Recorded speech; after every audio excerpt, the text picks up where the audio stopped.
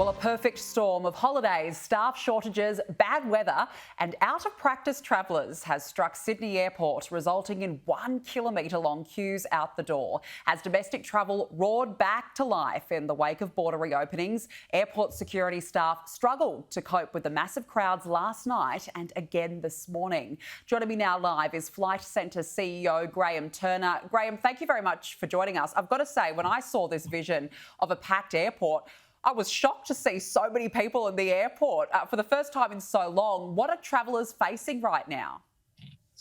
Look, it is one of those, as you said, almost a perfect storm. I know personally I've travelled, quite a lot over the last 6 weeks, mainly into Sydney, and generally it's been pretty good. So obviously the Easter holidays, and I believe this is happening in both Sydney terminals, both Terminal 1 and 2 with Virgin, Jetstar and Qantas.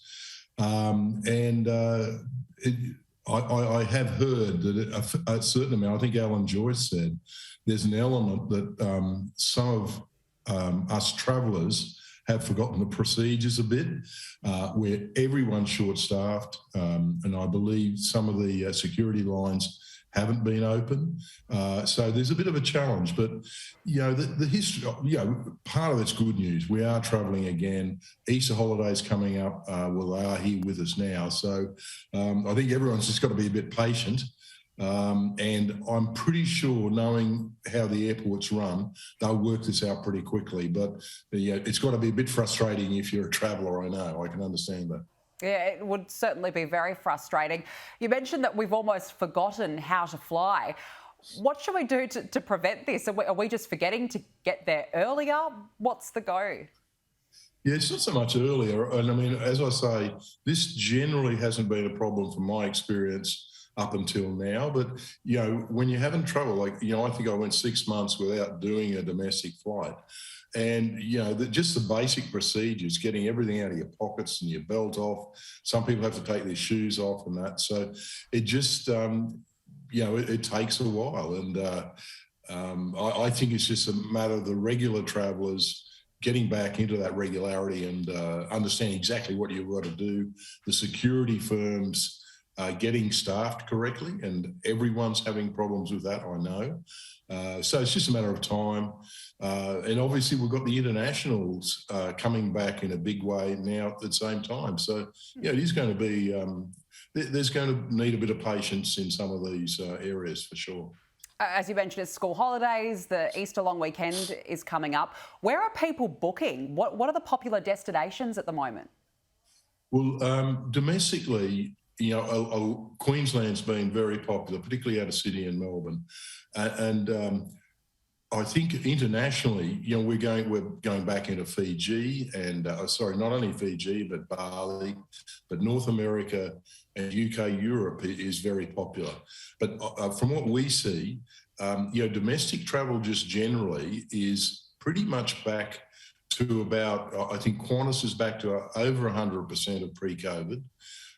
Virgin and I think Jetstar's not far behind, Virgin a little bit further behind that. So everyone's getting back to these pre-pandemic levels, and it's happened very quickly. The sentiment has changed quite dramatically just in the last week, and then you've got the Easter school holidays on top of that. So it's just one of those things that we just have to get our systems working a bit better, and I think that'll happen quite quickly. And we will see the next couple of days are going to be quite crucial, because obviously Easter's coming up next week, and there'll be a lot more travel. And Queensland's obviously one of the big beneficiaries, but you will see people going the other way and also to WA as well. Yeah, it's incredible, those figures, back to pre-pandemic levels. That's amazing. Just finally, Graham, what would be your advice to travellers? Look, obviously, particularly if you've got check-in luggage, just get there a bit earlier. Normally with hand luggage, you can get there 40 to 50 minutes beforehand. But particularly if you're traveling with family and a lot of luggage, just get there a couple of hours before. These will be limited delays, and it'll be for the next few days by the looks of it. but just get there a bit earlier and take it easy.